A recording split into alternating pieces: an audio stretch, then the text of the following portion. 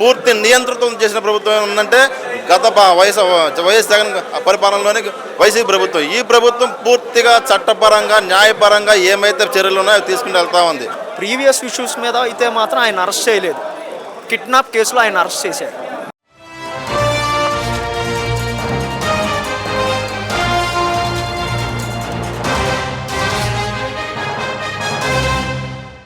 Sir నమస్తే sir, మీ పేరు? నా పేరు నాగేష్ అండి, Janasena party Vijayawada general secretary.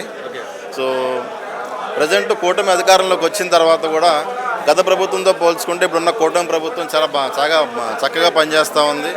గత ప్రభుత్వం టైంలో చూసుకుంటే కనుక అసలు ఏ వ్యవస్థ కూడా సరిగ్గా పనిచేయని పరిస్థితి ఉంది. మొత్తం వ్యవస్థలన్నీ నిర్వీర్యమైపోయి అన్ని ప్రభుత్వ రంగ వ్యవస్థలు కానీ, పోలీస్ వ్యవస్థ కానీ, పౌర సేవల వ్యవస్థ కానీ అన్ని కూడా నిర్వీర్యం అయిపోయిన తరుణంలో కూటమి ప్రభుత్వం ప్రజలు అఖండ మెజార్టీతో కూటమి ప్రభుత్వానికి దాదాపు 160 సీట్లు ఇచ్చి గత ప్రభుత్వాన్ని చెంపపెట్టి కొట్టినట్టుగా వాళ్ళ పరిపాలనకు నిదర్శనంగా చూపించారు. చంద్రబాబు నాయుడు గారి అధ్యక్షతలో జనసేన, బీజేపీ, తెలుగుదేశం కూటమి ప్రభుత్వం చాలా అద్భుతంగా పనిచేస్తూ ఉంది. ఆపోజిట్ పార్టీ వాళ్ళు ఏమంటున్నారంటే రెడ్ బుక్ పరిపాలన చేస్తున్నారు, రెడ్ బుక్ అడ్డంగా పెట్టుకుని రౌడిజం చేస్తున్నారు, రీసెంట్గా వల్లభనేని వంశీని అరెస్ట్ చేశారు కదా, కావాలని ఇవన్నీ చేస్తున్నారు అంటే రౌడీజం చేయడం అనేది ఇప్పుడే రివెంజ్ తీర్చుకుంటున్నారు కావాలని ప్రభుత్వం అంటున్నారు. నిజమే అంటారు ఆపోజిట్ పార్టీ వాళ్ళు చెప్పిన మాటలు? పూర్తిగా అవాస్తవం అండి. ఎటువంటి రెడ్ బుక్ కానీ ఎటువంటి అడ్డగోలు పరిపాలన అటువంటిది ఏమీ లేదు. గత ప్రభుత్వంలోనే ప్రజలు తమ అభిప్రాయాలు చెప్తే కూడా ఎప్పుడో బ్రిటిష్ కాలం నాటి కాలం చెల్లిన కేసులను పెట్టి దుర్మార్గంగా వ్యవహరించిన ప్రభుత్వం గత ప్రభుత్వం. పూర్తి నియంత్రితం చేసిన ప్రభుత్వం ఉందంటే గత వైఎస్ జగన్ పరిపాలనలోని వైసీపీ ప్రభుత్వం. ఈ ప్రభుత్వం పూర్తిగా చట్టపరంగా న్యాయపరంగా ఏమైతే చర్యలు ఉన్నాయో తీసుకుని వెళ్తా ఉంది. గతంలో ప్రతి ఒక్కరూ ఇష్టారీతిన నోటుకు వచ్చినట్టు ఎటువంటి అడ్డు అదుపు లేకుండా సభ్య సమాజం తలదించుకునే విధంగా మనుషులా లేకపోతే ఏ గ్రామం నుంచి వచ్చారనే విధంగా మాటలు నోటుకు వచ్చినట్టు మాట్లాడి ఇంట్లో ఉన్న రాజకీయాలకు సంబంధం లేని ఇంట్లో ఉన్నటువంటి మహిళలను కూడా కించపరిచిన వ్యక్తులందరికీ కూడా చట్టపరంగానే చర్యలు తీసుకునే విధంగా ఈ ప్రభుత్వం ముందుకెళ్తా ఉంది.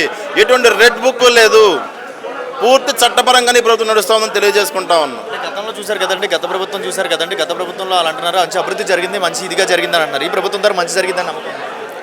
గత ప్రభుత్వంలో ఎటువంటి అభివృద్ధి జరగలేదు. కేవలం ప్రజలకి కొన్ని పథకాలు అలా పడేస్తే వాళ్ళు నాకు ఓట్లు వేస్తారు, నేను ఎక్కడో కూర్చుని బటన్ నొక్కేస్తే నాకు ప్రజలు ఓట్లు వేసేస్తారు అనే భ్రమలో ఉన్న పాత ప్రభుత్వం. ఈ ప్రభుత్వం అలా ఉండదు. చాలా బాధ్యతాయుతంగా సంక్షేమ పథకాలను అమలు చేస్తూ సంపద సృష్టిస్తూ దాని ద్వారా వచ్చినటువంటి ఏదైతే ఉందో ఆదాయం ఉందో దాని నుంచి సంక్షేమాన్ని అమలు చేస్తాం చాలా స్పష్టంగా చెప్పి ప్రజలకు చెప్పి ఓట్లు ఇచ్చిన ప్రభుత్వం కూటమి ప్రభుత్వం. ఇప్పుడున్న ఐటీ మినిస్టర్కి డిఫరెన్స్ ఏంటంటే ఏం చెప్తారు? ఐటీ మినిస్టర్ లోకేష్ గారిని పప్పు అన్నారు కదా, నానా మాట్లాడినారు. ఇప్పుడు నెక్స్ట్ వచ్చే 30 సంవత్సరాలు మాదే ప్రభుత్వం అన్నారు. ఈ ప్రభుత్వం ద్వారా ప్రజలకు ఏం జరగట్లేదని చెప్పి వైసీపీ ప్రభుత్వం మెయిన్ లీడర్ అంటున్నారు. గత ఐటీ మినిస్టర్, నేను కూడా ఒక ఐటీ ఎంప్లాయీనే. గత ప్రభుత్వంలో ఏదైతే ఐటీ మినిస్టర్ ఉన్నాడో ఆయన చెప్పిన సామెతలు కోడి వచ్చింది, గుడ్డు వచ్చింది, గుడ్డు పెట్టింది, గుడ్లో పెట్టాం పథకాలని చెప్పి నేను ప్రపంచంలో ఇంత మటుకు ఏ ఒక్క మినిస్టర్ కాదు కదా, మా ఐటీలో ఒక చిన్న ప్రాజెక్ట్ మేనేజర్ కూడా ఇటువంటి బాధ్యతారాహిత్యంగా మాట్లాడు. అటువంటి అడ్డగోలుగా ఒక ఐటీ మినిస్టర్ రాష్ట్రానికి సంబంధించి భవిష్యత్తుకు సంబంధించి ఒక పెద్ద బాధ్యతను అప్పచెప్తే చాలా చీప్గా, చాలా లో క్లాస్గా, లో గ్రేడ్ పర్సన్ మాట్లాడే విధంగా మాట్లాడిన వ్యక్తి ఉన్నారంటే గత ప్రభుత్వంలోనే ఐటీ మినిస్టర్. మరి ఈ ప్రభుత్వంలో తెలుగుదేశం పార్టీ తరపు నుంచి లోకేష్ గారు ఏ రకంగా అయితే వివిధ సంస్థలతో మాట్లాడుతూ 6 సంవత్సరాన్ని కూడా రాష్ట్రానికి వచ్చి పెట్టుబడులు పెట్టే విధంగా కూడా చర్యలు తీసుకుంటా ఉన్నారు. ఒకటి గుర్తుపెట్టుకోండి, గత ప్రభుత్వం ఏదైతే వైఎస్ జగన్ పాలనలో విధ్వంసం జరిగిందో, కార్పొరేట్ సెక్టార్లో ఏదైతే నమ్మకం కోల్పోయిందో దాన్ని బిల్డ్ చేయాలంటే అంత సామాన్యమైన విషయం కాదు. దానికి చాలా సమయం పడుతుంది. మనం వెళ్ళి అడగంగానే వాడు వచ్చి పెట్టుబడి పెట్టాడు, ముందు వాడి భయం వాడుకుంటుంది. ఎందుకంటే వాడు వేల కోట్లలో పెట్టుబడి పెడతారు. అటువంటి వ్యక్తులు ఊరికనే వచ్చి మీరు చేసిన విధ్వంసాన్ని అంతా చూస్తూ వాళ్ళు వెంటనే పెట్టుబడి పెట్టలేరు. కొద్దిగా సమయం పడుతుంది. అందరూ కూడా కొద్దిగా ఓపిక ఉండాలని మేము కోరుకుంటా ఉన్నాం. సార్, ప్రజెంట్ గవర్నమెంట్ రూలింగ్ ఎలా అనిపిస్తుంది? మీ అభిప్రాయం ఏంటంటే అసలు ఏం చెప్తారు? 8 నెలల పరిపాలన ఎలా అనిపించింది? అభివృద్ధి పరంగా రోడ్లు కానీ ఏమైనా కానీ బాగా డెవలప్ అవుతుంది. నైట్ రోడ్లు వేస్తున్నారు. పగలుగా ఇవ్వైనా కనపడకపోయినా మెయిన్ రోడ్లు నైట్ కంప్లీట్ చేస్తున్నారు. రీసెంట్గా కాళేశ్వరం మార్కెట్ చౌక్ రోడ్డు కూడా ఒక నైట్లో కంప్లీట్ చేసి పొద్దునకి మాకే ఆశ్చర్యం వేసింది. ఓకే, గత 5 సంవత్సరాలు చూశారు కదండి, గత ప్రభుత్వం ఎలా అనిపించింది అంటే ఏం చెప్తారు? ఆ గవర్నమెంట్లో రోడ్లు ఏం వేయలేదండి. గవర్నమెంట్లో రోడ్లు వేసారు. రోడ్లతో పాటు పింఛన్ దగ్గరికి వచ్చారనుకోండి, ఆయన 250 పెంచాడు సంవత్సరానికి. వీళ్ళు చెప్పిన అమౌంట్ ఒకేసారి ఇచ్చేశారు. గవర్నమెంట్ బాగానే చేస్తుంది, ఇంకా కొద్దిగా టైం ఉన్నది కాబట్టి.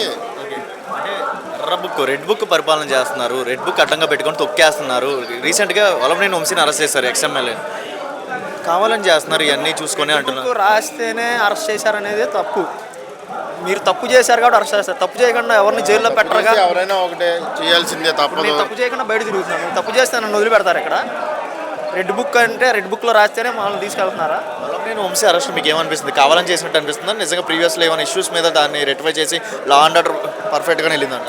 ప్రీవియస్ ఇష్యూస్ మీద అయితే మాత్రం ఆయన అరెస్ట్ చేయలేదు. కిడ్నాప్ కేసులో ఆయన అరెస్ట్ చేశారు. ఉపసంహరణ అది ప్రజెంట్ ప్రెజెంట్ జరిగింది. అంటే ప్రీవియస్ వాళ్ళు ఆపోజిట్ పార్టీ వాళ్ళు కావాలనే చేశారు, రౌడిజం చేస్తున్నారు, తొక్కేస్తున్నారు, కార్యకర్తలు తొక్కేస్తున్నారు. జగన్మోహన్ రెడ్డి గారు అంటున్నారు కదా ప్రెస్ మీట్ పెట్టి. కిడ్నాప్ కేసు జరిగింది, రీసెంట్గా జరిగింది, దానిలో అరెస్ట్ చేశారు. మిగతా అన్నీ ఇప్పుడు లాగుతారు, అన్నిటిని ఒకదానికి ఒకదాన్ని ఇది అటాక్ చేసి. కక్షపూరిత గవర్నమెంట్ కాదండి, ఆ వైఎస్ఆర్సీపీ అంటే కక్షపూరిత గవర్నమెంట్ కాబట్టి అది అలా చేసి ఉండొచ్చు. ఇది వీళ్ళు కక్షలో కార్పణ్యాలు చేసే గవర్నమెంట్ ఏం కాదు. వాళ్ళ మీద నారారోపణలు ఉన్నాయి కాబట్టి వాళ్ళని అరెస్ట్ చేశారు, వాళ్ళ మీద యాక్షన్ తీసుకున్నారు. అంటే కమింగ్ టు అంటే మీకు అప్పుడు గత 5 సంవత్సరాలు మంచిగా అనిపించిందా ప్రజలకి? ఈ ప్రభుత్వం వచ్చిన తర్వాత మంచిగా అనిపించిందా? గతంలో ఐటీ మినిస్టర్కి ఎలా ఉంది, ఇప్పుడు ఐటీ మినిస్టర్ ఎలా ఉంది? గతంలో ఐటీ మినిస్టర్ కన్నా ఇప్పుడున్న ఐటీ మినిస్టర్ చాలా ఉత్తమం. నక్కకి నాగలోకానికి ఉన్నంత తేడా ఉంది. అంటే అమరావతి అనేది ఒకటి పెట్టారు కదా, ప్రీవియస్లో 3 పెట్టారు కదా, దీని మీద మీ ఒపీనియన్ అంటే రాజధాని ఎలా ఉండబోతుంది రాబోయే రోజుల్లో, అభివృద్ధి పరంగా ఎలా ఉండబోతుంది? 3 క్యాపిటల్స్ అన్నప్పుడు ఒక క్యాపిటల్లో అయినా కానీ ఏదన్నా ఒకటి పెట్టారా? హైకోర్టు బెంచ్ కానీ కర్నూలులో కానీ, విశాఖపట్నంలో క్యాపిటల్ ఇది కానీ, ఇక్కడ ఏమంటారు దాన్ని, మంచి జరిగిందని నమ్మకం ఉందా? నమ్మకం. అంటే కమింగ్ టు ఇప్పుడు రీసెంట్గా చిరంజీవి గారు ఒక ప్రెస్ మీట్లో ఎక్కువ నాకు ఆడపిల్లలు అయిపోయారు ఇంట్లో, అందరూ మగపిల్లలు వాళ్ళు కావాలని చెప్పి రామ్ చరణ్ అన్నారు. అది దాన్ని హాట్ టాపిక్ తీసుకొని పవన్ కళ్యాణ్ ఉన్న ఇంట్లోనే దాని గురించి కావాలని హైలైట్ లేపించి బాయ్ కావాలని అడుగుతూ ఉంటున్నారు కదా, దీని మీద మీ అభిప్రాయం అంటే ఎలా అనిపిస్తుంది? అంటే కావాలని వైసీపీ నేతలు కూడా ఎందుకు ఆడపిల్లలు తక్కువ చేశారన్నట్టు కొంతమంది రేస్ అవుతున్నారు ఈ టాపిక్ మీద. ఇప్పుడు నాకు అది family ఇప్పుడు కాదు ఫ్యామిలీ. ఇప్పుడు నాకు 2 కొడుకులండి, నాకు ఆడపిల్ల కావాలని ఉంది, దానికి మీరేం చెప్తారు సమాధానం? ఇప్పుడు నాకు 2 కొడుకులు, 3వ కొడుకు కావాలనుకుంటానా, కూతురు కావాలనుకుంటానా?